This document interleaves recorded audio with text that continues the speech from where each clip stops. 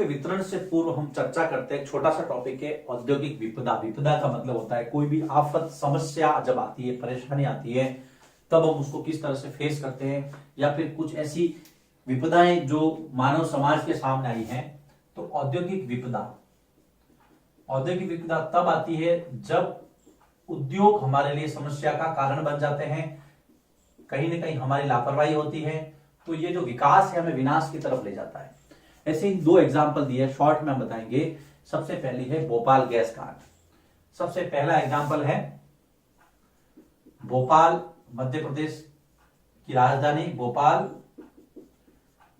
Gas कांड। भोपाल के अंदर 3 दिसंबर 1984 को, याद रखना आप, 3 दिसंबर 1984 को मध्य रात्रि में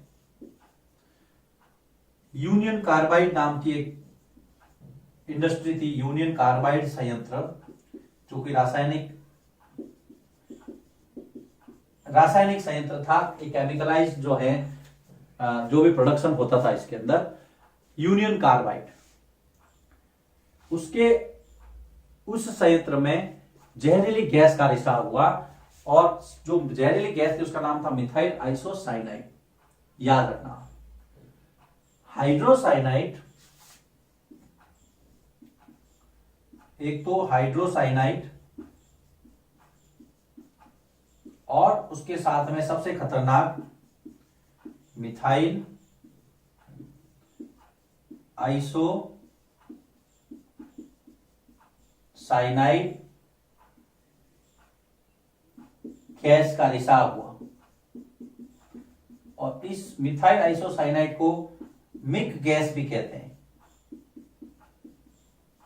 MIC। यह रिसाव इतना खतरनाक था कि इसने हजारों लोगों की जिंदगी खत्म कर दी।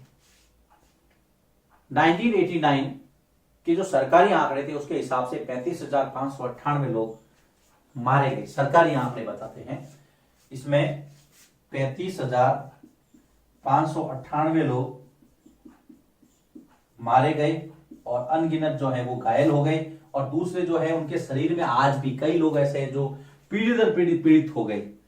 स्नायु तंत्र, उनका जो तंत्रिका तंत्र था वो प्रभावित हो गया। कई लोगों की आंखों की रोशनी चली गई, कई लोग जो है श्वसन तंत्र में समस्याएं आ गई, आने वाली पीढ़ियां उससे प्रभावित रही। तो ये कितना खतरनाक काम है, देख लो। दूसरा जो है 23 दिसंबर 2005 को चीन के अंदर 23 दिसंबर 2005 की घटना है, गाओकाओ। याद रखना आप, चीन के गाओकाओ में चोंगगिंग गैस कुएं में विस्फोट हुआ। गाओकाओ के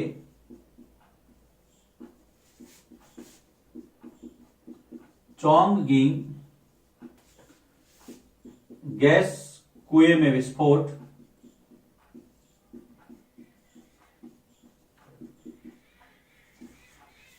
इसके अंदर विस्फोट हुआ और वहां पर कहते हैं लगभग 243 लोग मारे गए।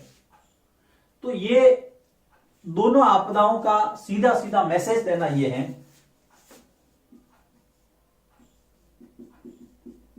कि हमें इंडस्ट्री का उपयोग सावधानी से करना है। जो उद्योग है वो हमारे विकास के लिए विनाश का कारण नहीं बनना चाहिए।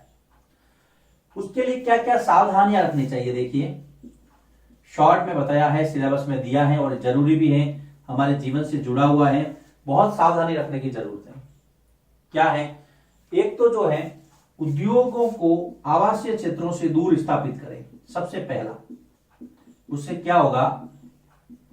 उद्योगों को आवासीय क्षेत्रों से दूर स्थापित करें। उससे क्या होगा बेटा कि जो जनता है वो प्रभावित नहीं होगी। अगर मान लो कोई ऐसा जहरीली गैस वगैरह रिस भी जाती है तो वहां पब्लिक नहीं होगी, तो किसी के ऊपर असर नहीं पड़ेगा। आप बीच शहर में भोपाल गैस कांड जो इसलिए हुआ कि उसके ज्यादा प्रभावित क्यों हुए? क्योंकि वो जो आबादी के पास था। सिविक्स की किताब में 8वीं क्लास में बहुत अच्छा दिया हुआ है, लास्ट वाले चैप्टर में हम पढ़ेंगे भोपाल गैस कांड को पूरा डिटेल में। यूनियन कार्बाइड कौन थे, इसलिए मैंने इसके बारे में यहाँ ज्यादा चर्चा नहीं की है। यूनियन कार्बाइड, उसके बाद में ये सारा जो काम है डाउ केमिकल को दिया गया, और सुप्रीम कोर्ट ने भी इसमें हस्तक्षेप किया, बहुत सारी चीजें हैं। तो आवासीय क्षेत्रों से दूर हो, लोगों को जागरूक किया जाए, जागरूकता फैलाई जाए ना, लोगों को जागरूक भी किया जाए, लोगों को औद्योगिक विपदा के बारे में, औद्योगिक विपदा के बारे में जागरूक किया जाए, उनको बताया जाए कि इस तरह की यदि कोई प्रॉब्लम आती है तो आपको किस तरह से उनको फेस करना है। अग्निशमन, जिसको आप फायर ब्रिगेड कहते हैं, अग्निशमन है, एम्बुलेंस है, अलार्मिंग सिस्टम, ये सारे दुरुस्त किए जाए। तीसरा, अग्निशमन, जिसको आप फायर ब्रिगेड कहते हैं, जब आग लग जाती है ना, वो वाली गाड़ी आती है जो। फिर आपके एम्बुलेंस, जिसको आप रुग्ण वाहिनी कहते हैं, सरकार हॉस्पिटल के अंदर होती है, जब इमरजेंसी में एम्बुलेंस बहुत जरूरी होती है, मान लीजिए ऐसी कोई घटना हो जाए। उसके बाद में अलार्म सिस्टम, यदि कोई ऐसी घटना हो जाए तो अलार्म सिस्टम मजबूत रहे, अलार्म सिस्टम को मजबूत किया जाए। नहीं तो फिर जब जरूरत पड़ती है ना, तब कोई नहीं होता है पास में, फिर हम फोन करते हैं कि अरे अग्निशमन कहते हैं साहब गाड़ी खराब हो रखी है, एम्बुलेंस के फोन नंबर लग ही नहीं रहे, फोन ही नहीं लगा है। ये सब इमरजेंसी सर्विस, इनकी जरूरत बेटा आपातकाल में सबसे ज्यादा पड़ती है, उस समय इनकी उपयोगिता सिद्ध होती है।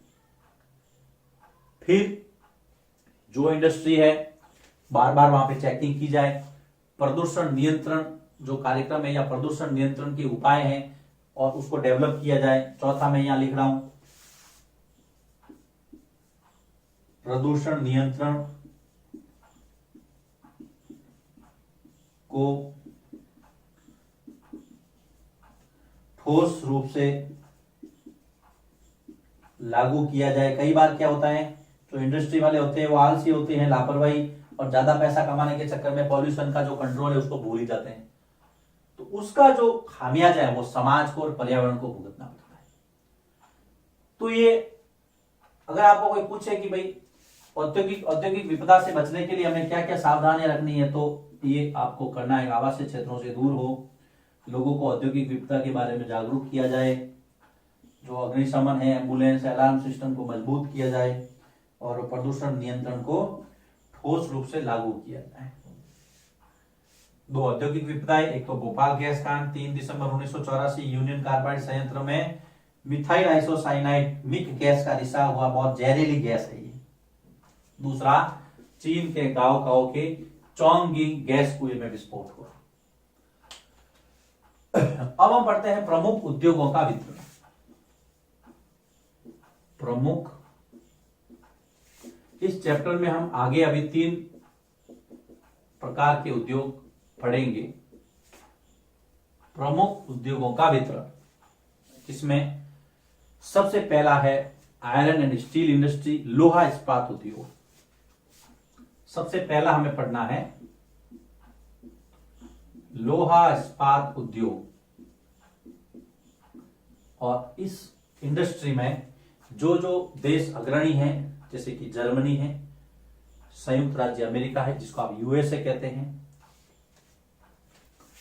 जर्मनी, संयुक्त राज्य अमेरिका मतलब यूएसए, चीन, जापान, रूस आदि, ये आयरन एंड स्टील इंडस्ट्री, लोहा इस्पात उद्योग। दूसरा हम पढ़ेंगे सूती वस्त्र उद्योग, कॉटन टेक्सटाइल, सूती वस्त्र उद्योग।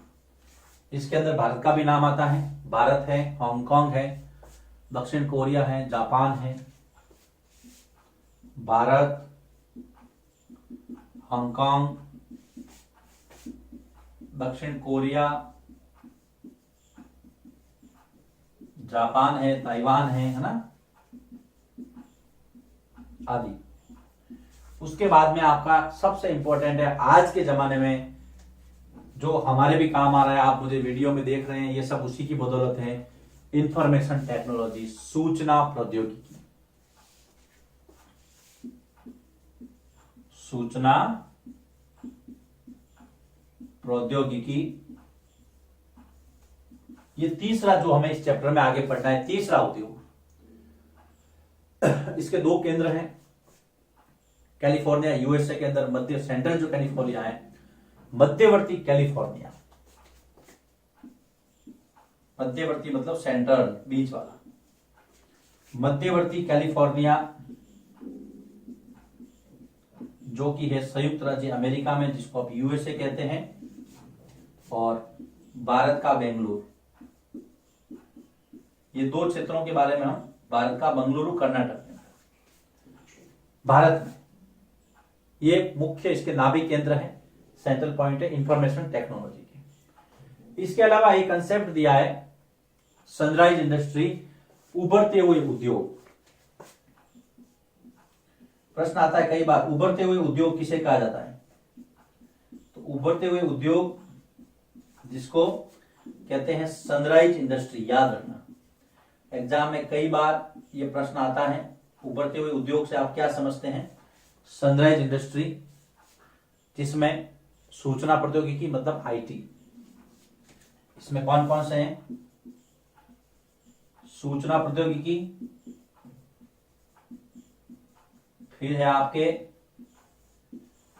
स्वास्थ्य लाभ, लोगों को स्वास्थ्य के प्रति कैसे जागरूक किया जाए, आजकल एक बहुत बड़ा इंडस्ट्री, एक बहुत बड़ा उद्योग है, क्योंकि जीवन है तो सब कुछ है। आपने कई ऐसे बहुत सारे कोर्स देखे होंगे, कई लोग इसके बारे में टिप्स भी देते हैं, एक तरह इंडस्ट्री की तरह चल रहा है आजकल। तो स्वास्थ्य लाभ, स्वास्थ्य लाभ। उसके बाद में आपने देखा होगा आजकल टूरिज्म भी एक इंडस्ट्री है, जिसके अंदर हम लोगों को वेलकम करते हैं, तो सत्कार, है ना, सत्कार, और भी बहुत सारे जो नॉलेजेबल चीजें हैं, ज्ञान, ये सब उभरते हुए उद्योग में शामिल हैं, जिसको हम सनराइज इंडस्ट्री कहते हैं।